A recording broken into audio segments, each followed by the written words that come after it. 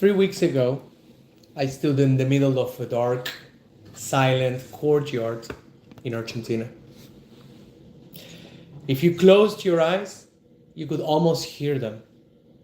The ghosts of children laughing, shoes squeaking on tile, bells ringing for risas. But when you opened your eyes, there was only silence. That courtyard belonged to my dear Schule, my kindergarten and primary school. The school where I learned my first Hebrew letters. The place that watched me take my very first steps in the world. It was in those halls that I was cast as Moses for the very first time. It was where I stood up on stage with wide eyes singing the Ma Nishtaná. It was where I took my first steps into musical theater, putting on a beard and playing tevye in Fiddler on the Roof. It was where I became a Bar Mitzvah, where I sang as a very young cantor in training my very first gigs, and where I fell in love with my very first girlfriend. Long before anyone else knew who I was or who I would become, that institution believed in me. Today, those doors are closed. The classrooms are quiet. The school as an institution is gone. After 8 years, I went back to Argentina to celebrate my 49th birthday. I didn't know where to go or how to mark this turning point in my life. And it was actually my mother, Mirta, who is in this room today, who called me and gave me the idea, do it in the first floor, in the ballroom of your old school. My mother couldn't travel to be there with me that night. Neither could my brothers nor my own children. Marcela was there with me, and the room was missing the very people who hold my heart. But even from thousands of miles away, it was my mother's voice that pointed me back home. And so I went. I didn't want a fancy venue. I wanted to bring life back into those quiet halls, if only for a few hours.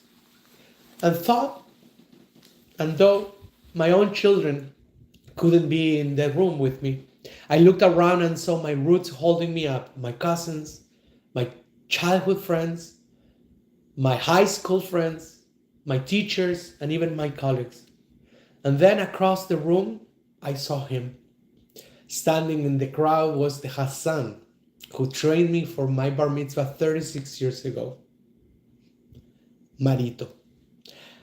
2 times high, 36 years since he sat next to a nervous young boy, patiently guiding my voice, teaching me how to sing the holy words of the Torah for the very first time. Looking into his eyes, after nearly four decades, something inside me broke open. It was a circle closing after 36 years of wandering. But there was someone else there, someone whose presence carries a weight deeper than words can even express. And his name is Rodi. Rodi has been the school's caretaker for at least 47 years. But to me, Rodi was never just a caretaker. Because I lived right around the corner from the school, I was embedded in that neighborhood. Rodi wasn't just a face I saw during school hours. I saw him every single day. On weekends, after hours, walking down the streets. He was part of my daily life, part of the fabric of my childhood, and a fixture of our barrio, our neighborhood. Rodi knew me when I was just a little boy running around playing tevye and Moses and learning how to tie my shoes. He knows every tile, every brick, every corner of that place. He gave his entire life to that school. Every time I was back to Argentina to visit my grandma, seeing Rodi was a sacred ritual. I love seeing him. Rodi is a man who knows profound heartbreak. He lost a daughter. He knows the kind of pain that tears a person's world apart. And yet, day after day, Rodi lives on that 5th floor of the building. Can you imagine what it feels like for a man who gave 47 years of his life to a school to walk down to that courtyard every day and hear nothing? No laughter, no children running, no morning bell, just pure, heavy silence. It truly breaks my heart to think about it. When we rented the ballroom for my 49th birthday, it wasn't just a party. It was a tribute to Rodi. For one night, we brought the voices back. For one night, we filled Rodi's home with warmth, with music, with love, and with the children of the neighborhood, now grown up, whom he watched over 4 and all the decades. Actually, we took a picture together. Rodi taught me what true nechama, true comfort looks like. It is staying. It is guarding the light even when the building goes dark. In this week's Torah portion, Vaetchanan, Moshe stands on the edge of a mountain. He's old, he's tired, and he's staring at the land he knows he will never touch. The Torah says he pleaded with God. Our sages tell us that he prayed 515 times. Why 515? Because in Hebrew, 515 is the exact numerical value of Vaetchanan, what it says, I pleaded to God. But it is also the exact value of the word tefillah, prayer. And also is the exact numerical value of the word shirah, song. So Moshe wasn't just begging God for a favor. He was singing a song of heartbreak and longing. He was crying out for home. He was asking to touch his roots one last time. He even, when God told him, no, speak to me no more of this, Ravlach. Moshe's 515th prayer didn't die in the desert. It actually became the eternal song of our people. We all carry 515 unspoken prayers in our hearts.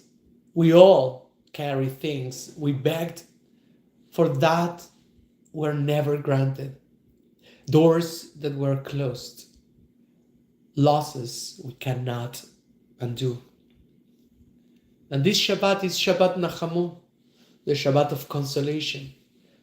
And the prophet Isaiah calls out across the generations, Nachamu, Nachamu, Ami, Yomar Elohechem, comfort, oh comfort, my people. Now, as Harold says, Argentinians, we think we know a little something about Nechama, just a little bit of comfort. Every time our national soccer team came in a second place, we thought that was heartbreak. We thought that was where we needed comfort, Nachamu, Nechama. But when I was a child running around the neighborhood, I didn't care about soccer or abstract theology. Comfort, Nechama, wasn't an idea in a book. Comfort had a face. Comfort had a voice. Comfort was the arms of my mother and my father. When I fell and scraped my knee, when I was terrified, their embrace, their hugs, their kisses was the only comfort that existed in the entire universe for me. My mother could not be in Argentina 2 weeks ago, but by giving me the idea to step back into that school, she embraced me from across the ocean. She pointed me back to Rodi, back to my teachers, back to my Chazan, back to the neighborhood where my soul first played Moses and Tevye and learned to pray. We rent buildings, we pray, and we pay fees to support all places. But we aren't just paying for bricks and mortar. We are saying thank you to the soil that grew up and grew us. We are saying thank you to the Rodis of the world who guard our memories when everyone else has walked away. My primary, my elementary school's physical doors may be locked forever, but its light didn't die when the building closed. That light lives in every note of Torah I chant. It lives in every prayer I offer. It lives in Rodi's quiet strength on the 5th floor. It lives in the fact that 36 years after my Bar Mitzvah and 49 years into this sacred journey of life, I still know who I am because I know whose shoulders I am standing on. God's comfort isn't a promise that things won't hurt. God's comfort is the quiet whisper that says, you are not lost. You have roots. You can always go home. My dear congregation, my beloved family, may God grant every single one of us the strength to keep offering our 515 prayers, even when the answer is silence. May He grant comfort to Rodi and to anyone who carries the weight of quiet holes and lost loved ones. May He grant us the grace to feel the warm, eternal embrace of our parents, whether they are thousands of miles away or watching us from above. And may we always have the courage to look back at the places that built us, to honor the guardians who believed in us, and to sing our own song with every breath we are given. Shabbat Shalom. Thank you, Gaston. Thank you. Te amo, madre. What is the page now? Shabbat Shalom lekulam. Shabbat Shalom. Thank you, Rabbi. I think it's had an effect on every one of us here and everybody listening. And it was just beautiful. Wow. Wow. That's all I can say is wow. Thank you. Thank you. Thank you, everyone. Thank you for the opportunity to be with you on my Bar Mitzvah. We turn to Aleinu on page 205.